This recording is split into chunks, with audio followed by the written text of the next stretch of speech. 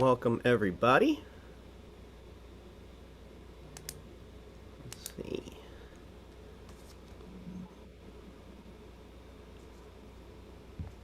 Hey everybody, welcome. My name is Martin Martinez, and if you're just joining us right now, welcome to the F50 Global Summit, starting here in Austin, Texas, where I'm coming to you live. I serve as a managing director for a program called the Founder Institute here in the Lone Star State. Founder Institute's a global accelerator in 200 cities across the world, and I'm privileged to run all of our programs here in the great state of Texas. My job, primarily, I get to talk to some really smart and brilliant people all the time, and today is no different. And today, the topic is strictly about incredible women leaders in the VC community, not just here in Texas, but around the world, doing some very impactful things, helping accelerate the next generation of entrepreneurs into creating high growth companies. So let's get right into it. I am joined by an amazing panel of 4 women tech leaders. So let's just start really quickly. We'll introduce each of them, and then we'll just dive right into our content. And if you have questions, ladies and gentlemen in the audience, please direct them in the chat, and hit that Q&A tool. I'll see those. We'll reel into our panelists. But for any general discussion, please head over into that conversation in the chat box. So let's take it away. Let's start with you, Lake Dai. Please unmute and let's tell us about yourself. I'm Lake Dai. I'm a partner of an early stage deep tech VC fund in Silicon Valley called LDV Partners. I'm also adjunct professor at CMU, teaching applied AI. In addition, I'm on the advisory board of a nonprofit organization called Women in Tech International. So that's about me. Thank you. Thank you so much, Lake. We're really excited to have you. Jaleh, please introduce yourself.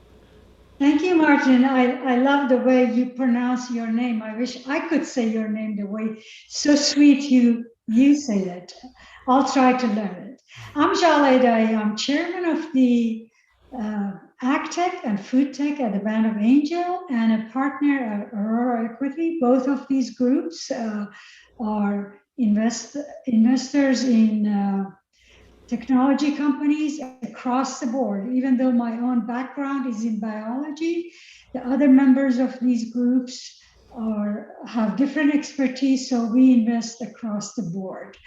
I started my career in academia, so I was a faculty and administrator at the University of Wisconsin at Rutgers, and then through a number of different experiences, including in Washington, D.C., I left my tenure position and I started participating as an investor in the venture capital. I'm a new transplant in Austin from Silicon Valley. About 6 months ago, I moved to Austin. So I'm one of those people who escaped California. Also, I think Lake mentioned that she's on the advisory board of the Women in Technology International. I'm pleased to say that I'm the first class of the Hall of Tech, Women in Hall of Tech fame at the RITSI. So we have something in common, Lake. Great. I'm delighted to join again. That's amazing. Thank you for joining us as well, Jaleh. And it's okay. You don't have to roll your R's. Just call me Martine. That's what my friends say. Okay. Yeah, not everybody can pull that off. It's all good. But let's keep it moving. Lilia, please introduce yourself. Hi, Martine. It's great to be here with all these amazing people.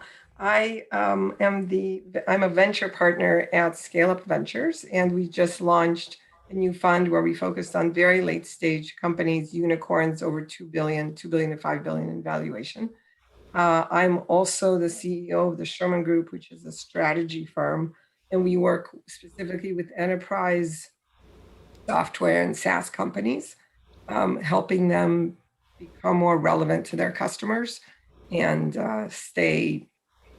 keep their entire enterprise focused on what matters to their customers. My background is actually in engineering. I used to wear a bunny suit to work every day, meaning I worked in a fab creating semiconductor equipment, and then moved through supply chain strategy into marketing and biz dev and alliances. So I've sort of have a very broad perspective on what it takes to build a tech company.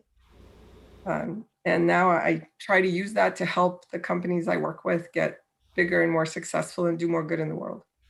Amazing. Fantastic. Thank you for joining us. And last but not least, Lisa, please. Thank you, Martin. I am Lisa Bestman. I'm really pleased to be here with all of these fine women in venture.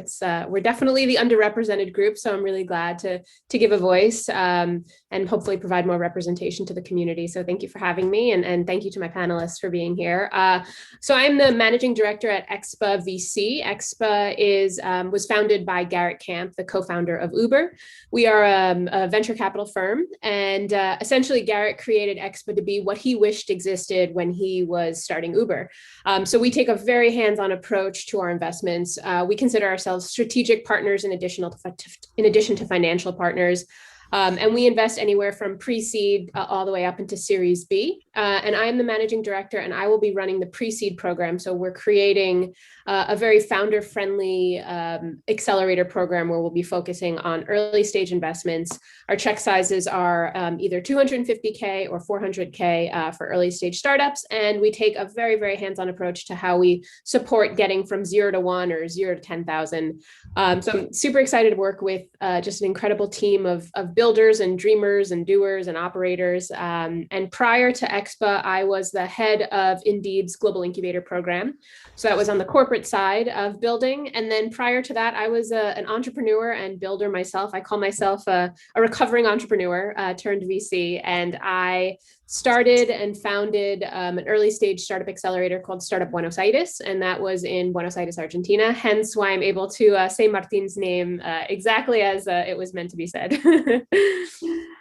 Oh, well, I appreciate that immensely. But again, for those of you that can't, Martine is totally fine. So thank you, ladies, for introducing yourselves. I feel like I could talk to y'all forever, but I only have so much time. So we're going to get right into it. And I'm going to ask just a question for all of you. Same question. We are heading out and seeing the daylight finally, going outside. The pandemic is starting to show its signs of closing out. So as we're going and moving forward into the future, the world has obviously changed. So for each of you that have different focuses, different theses, different sectors that you invest in, what are those investment opportunities that are exciting you the most right now? It could be sector-wise, could be regional. Many of you are moving to Austin, hanging out with me now. That could be something to talk about. But let's kick it right back to you, Lisa, and start with. Yeah, I think there's immense changes that is happening across the board. I mean, when it comes to investment, when it comes to behaviors, there's a lot of just different things. So for Expo, we are agnostic. We're a generalist fund. So it's not as though our verticals have changed or our focus has changed. But one thing we're recognizing is there are no more centers of gravity, or they weren't as strong as they used to be. So prior, if you were in San Francisco or New York, you had a much better shot of getting investment, or, when we had our accelerator program, you needed to be co-located in those regions. That's no longer the issue. And something that I think is really interesting is this emergence of the future of work. And maybe that's my Indeed background coming into play, but I think that there's just so many behavioral changes as we open up the world and recognize that we don't need to be in one specific location, and that talent is borderless and it can exist anywhere and everywhere, and innovation can happen anywhere and everywhere. So being able to give people who didn't necessarily live in those, hotspots of innovation or hotspots of financing, to give them an opportunity to get funding, I think is really valuable because they exist everywhere. And we are seeing behavioral changes. And I think from that, with this future of work, we're seeing startups that are leaning more on technology to create human connections. Also, we're seeing this emergence of mental health to be destigmatized and to have products and solutions that are created to focus on that. So we've gotten a lot of mental health pitches over the past year, and I think it's just been fantastic to see how we're leaning on technology to solve problems that people face day to day. And I'm personally bullish on this future of work, so I'm really excited to see. And we've made some investments in that space, so I'm very excited to see just how things change and how they continue to change, and how we create this new normal when it comes to how we work and how we interact with one another, leaning on technology to facilitate those relationships. Amazing. Thank you for sharing that. There's a lot we could peel off, but I saw you nodding like when future work came up. Do you have something to elaborate there? Yeah, definitely. And first of all, I totally agree with Lisa. I think post-pandemic, the future work innovations really enable a lot of companies, not just startup, but also large corporations to work very differently. And in addition to that, we see a lot of innovations in automation as well. So, for example, apply AI is the space that not only my teaching and research are, but also my investment focus.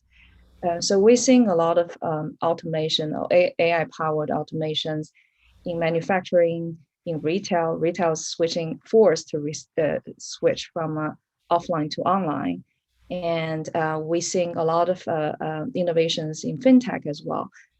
Banks are forced to work with the customers and partners to develop more of online features and functions.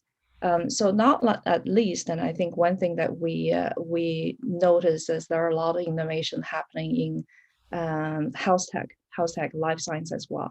So one example would be it would be impossible to think about we can develop a vaccine in such short period of time.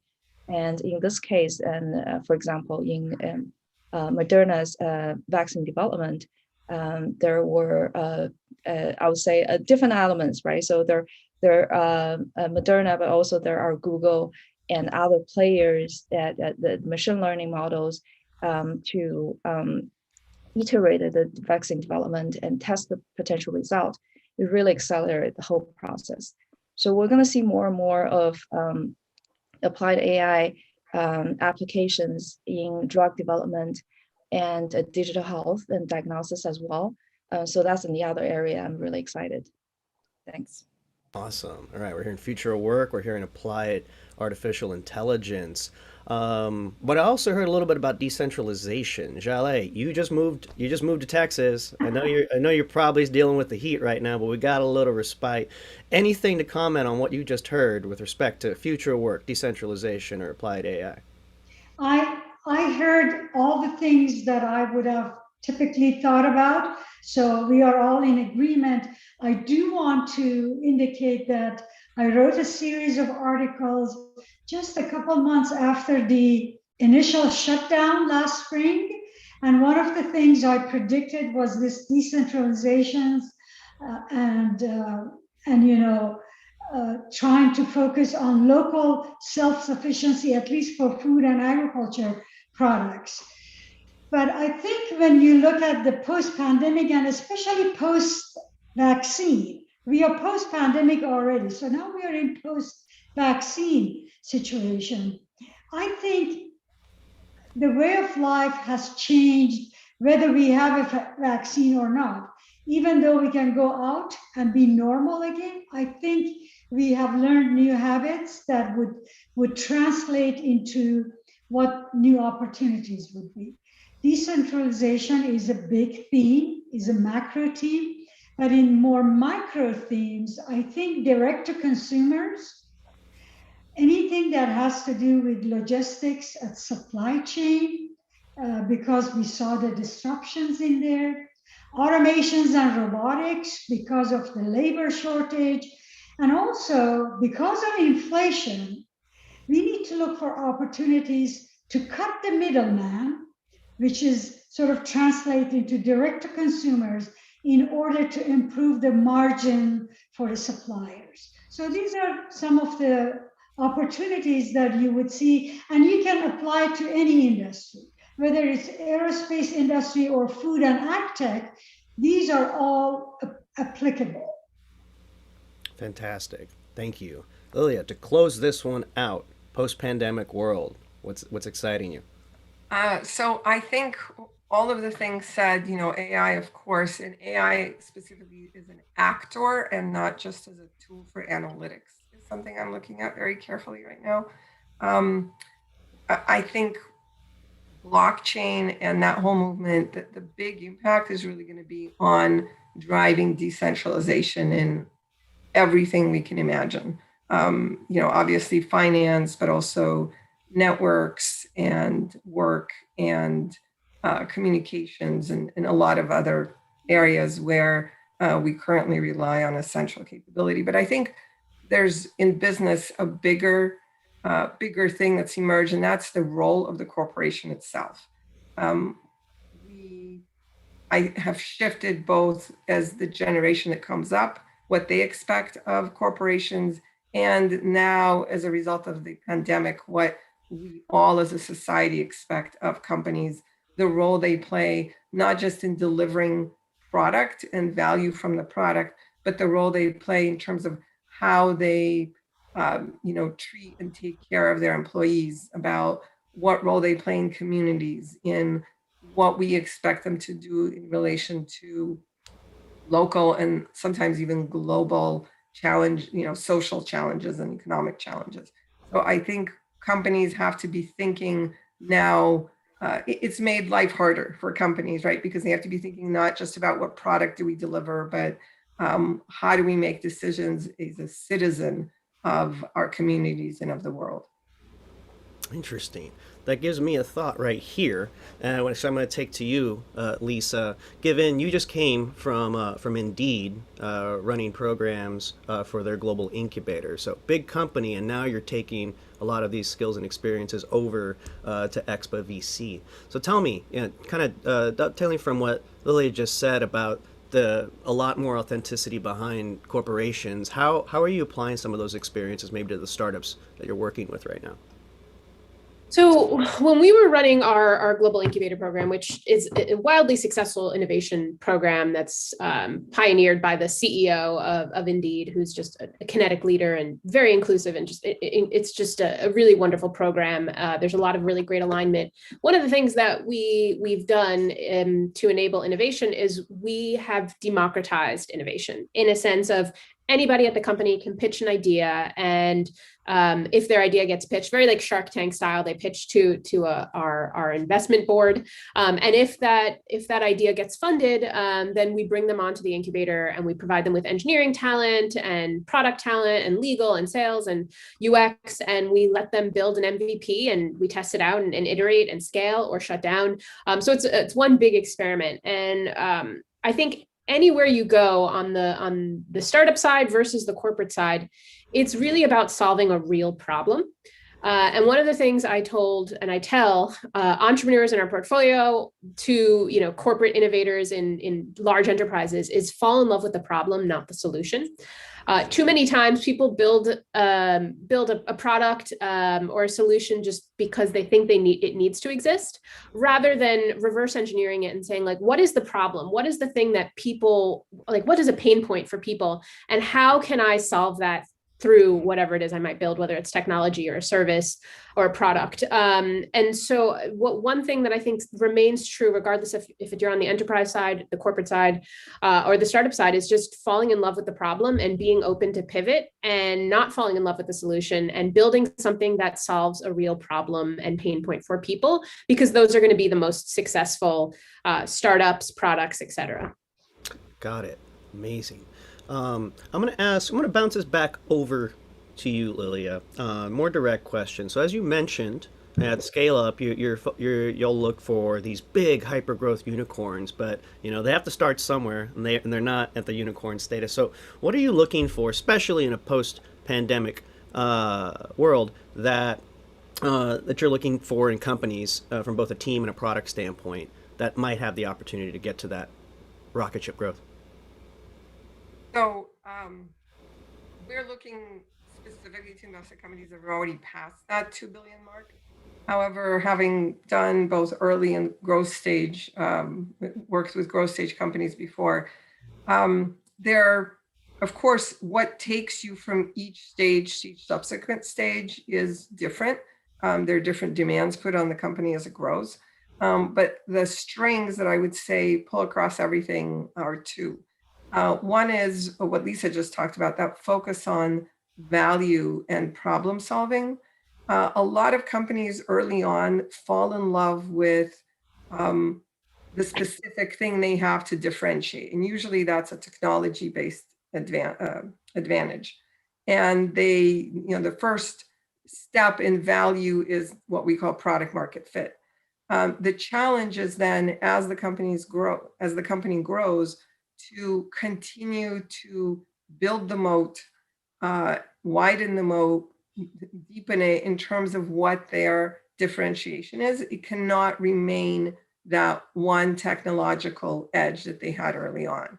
So keeping your eye, which is very hard when you're a CEO of a small company and running at 1,000 miles an hour, keeping your eye on what's going to keep us unique in terms of solving the problem of our customer, in terms of continuing to build on not just that seed of technology advantage, but on what we deliver as a problem solver and a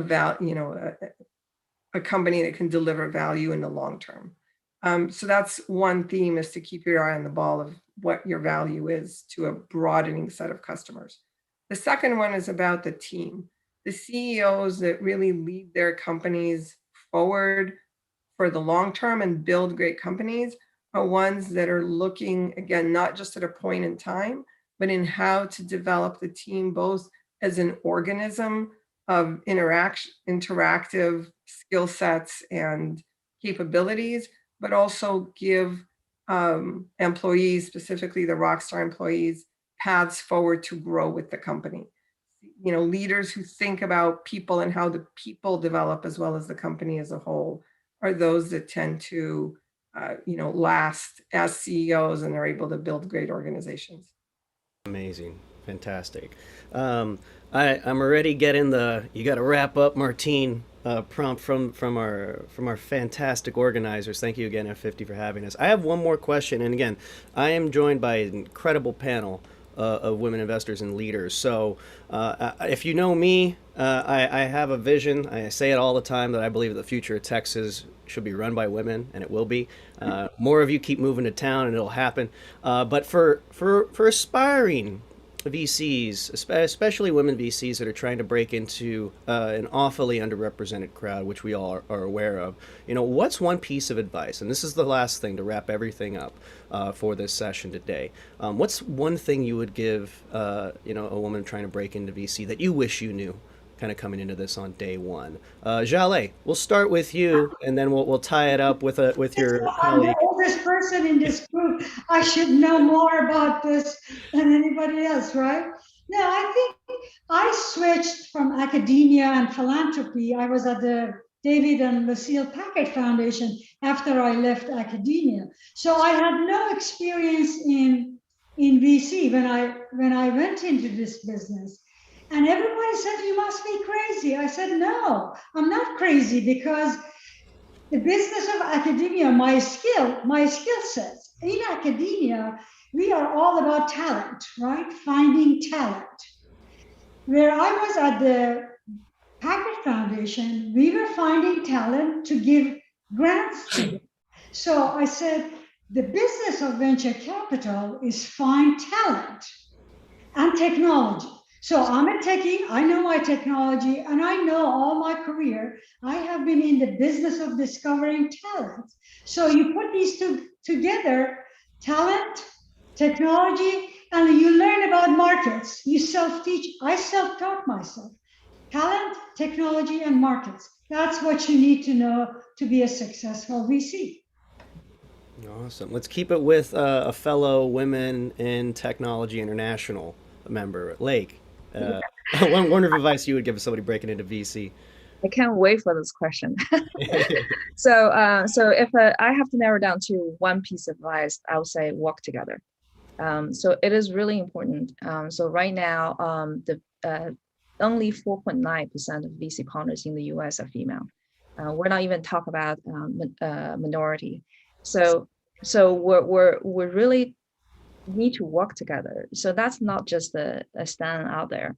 There are things that we can do. Number one is to know who are your fellow investors are in the community. So for example, in Silicon Valley, I put together a small group that's all the partners, VC partners who are women in different organizations, different VC funds and corporate investment as well. So as a small group, we have about 70 to 80 people, but we work together, we meet routinely, and we actually do investment together, right? Exchange investment opportunities. And I highly encourage that to in different regions, for example, Austin's or Boston and different places, then we can also work together across different regions. That's number one. And number two is that nowadays the profile of what is a VC is changing as well. Four of us, I would say, coming from the founder entrepreneur background, right? So that was not that common a few decades ago.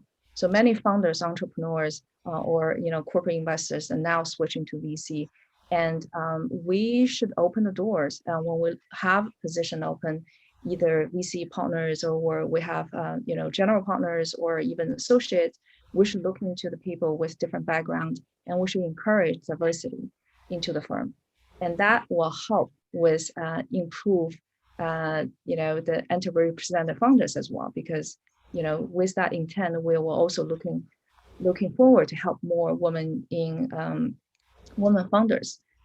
So that's basically all I'm going to say, is that find ways intentionally to work together with each other and also help more women in entrepreneurship as well.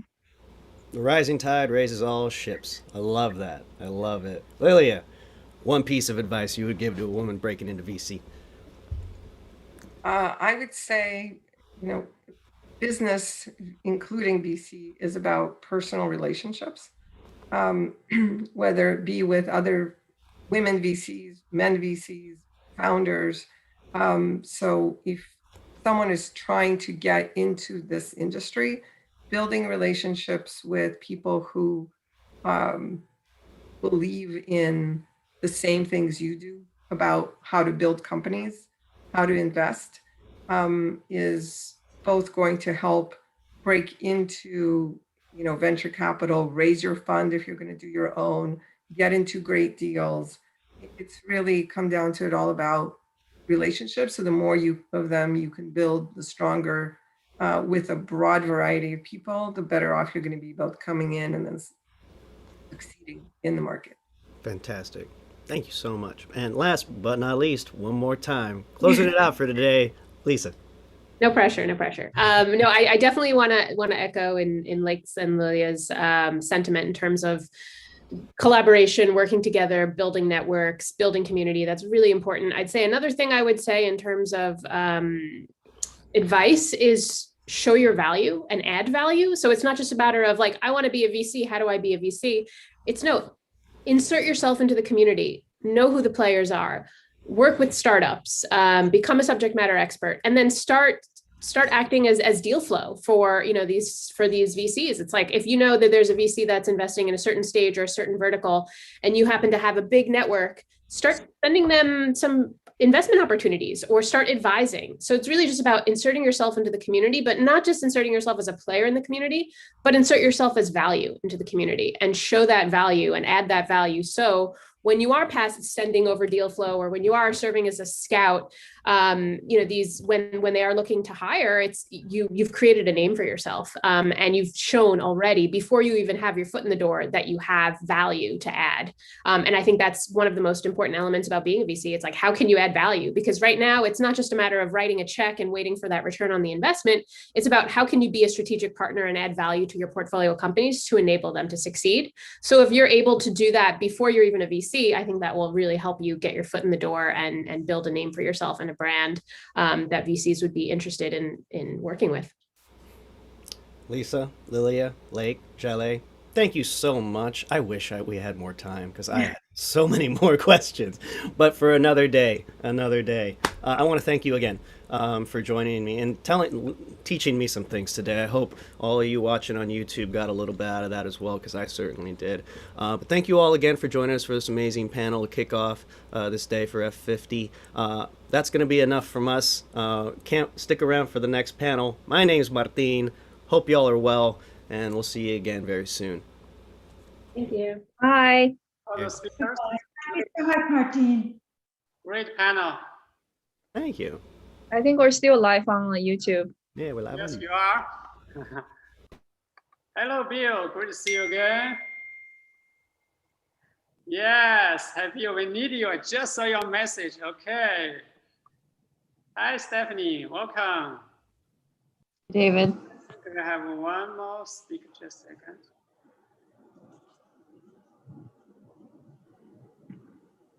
Ooh, wait for